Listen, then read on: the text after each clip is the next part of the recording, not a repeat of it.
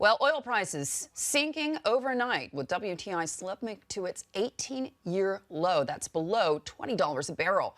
This after U.S. President Donald Trump had a phone call with Russia's Vladimir Putin, where they reportedly agreed to get their top energy officials to meet and discuss this slide in prices. Now, taking a quick look at prices right now, WTI crude just over $21 a barrel. Brent crude sitting around $23 a barrel. It's great to see a lot of green on that screen. But Maddie, so can remember yesterday when we were speaking to Dan Jurgen, I took this oil conversation, as I so often do, and moved it into the politics of energy and the fact that anything that is happening to prices is and has always been and probably always will be of strategic national importance and interest to the United States, right? Now, keeping all of that in mind and the fact that we are just a few months away from the November 4th election and that the destruction, as I should say, of U.S. shale is going to leave Donald Trump potentially in a heck of a lot of electoral college pain, we said to Dan Jurgen yesterday, what does this actually mean? What can the United States do to affect these price swings? And he essentially said, I just don't know how many tricks that the U.S. really has in the bag here when it comes to Saudi Arabia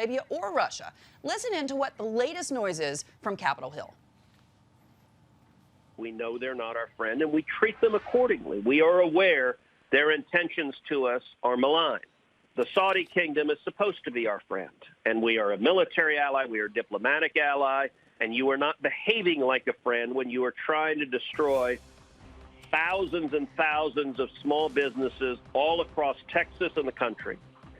And so the senators on the call with the ambassador urged vigorously, and we said, listen, there are a whole series of steps we can take to escalate foreign policy pressure, and we outlined a number of them. If you continue engaging in economic warfare against the United States, trying to drive down the price of oil in order to exploit this coronavirus crisis to drive a bunch of American producers out of business, I'm hopeful the president will echo that same message, and I'm hopeful the Saudis will hear it.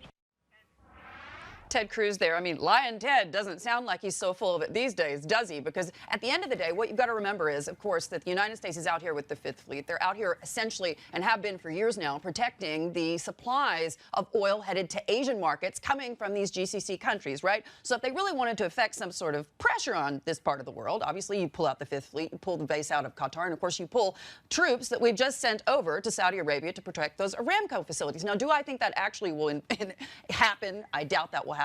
I think wiser heads will prevail. But there are two schools of thought at this point. There is the school of thought that we just let this run its course, that essentially these countries are going to, fall back on their reserves, of which they have quite a bit in terms of those hundreds of billions of dollars worth of funds that they've kept in reserve here as a result of all the years of higher oil prices. Sit back on their laurels, if you will, and allow the shale industry, frankly, to continue tanking. We've already seen that started to happen, especially with those price outlooks coming out of the Permian. That's one school of thought. Just ride this out and see how bad it could actually get. The other school of thought, however, and one that I know is being discussed at the very highest levels here, is this is a golden, perhaps, opportunity for Saudi Arabia, because you've got to remember that they are chairing the G20. This is a position you might also understand that was lobbied for them by the United States, by Steven Mnuchin, to get them this position.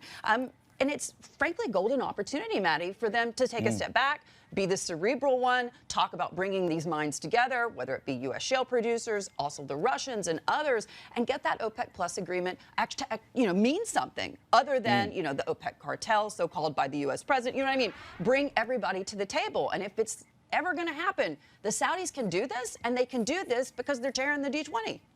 Right, and I guess that remains the big question over the next 24 to 48 hours. What is actually going to happen come the 1st of April when, of course, these countries, these OPEC nations are able to increase production? But you were talking about YMCA before. I think it might be a case of another song, Macho Man, because according to one guest that we had on earlier on CNBC, Halima Croft, it really is up to perhaps Russia to hold the key here, given that Russia was the one that then refused to come back to the table and talk to Saudi Arabia about some sort of agreement, some sort of emergency, of course, when we had OPEC just in the last few weeks. But take a listen to some of what Halima Croft had to say, speaking on CNBC a little bit earlier. But I really think the path to a production cut deal that could help save this market goes through Moscow. It was the Russians who said they weren't going to cut production to last OPEC meeting, and I think they are absolutely essential to putting this whole OPEC plus arrangement back together. Again, so much emphasis has been on Saudi Arabia, but it's very interesting today that President Trump is phoning Moscow. Now, with all due respect to Halima Mahdi, I'm not saying she's wrong because she's very rarely wrong. I would say, however, he's calling Moscow right now because the Saudis are not on board with whatever he's selling.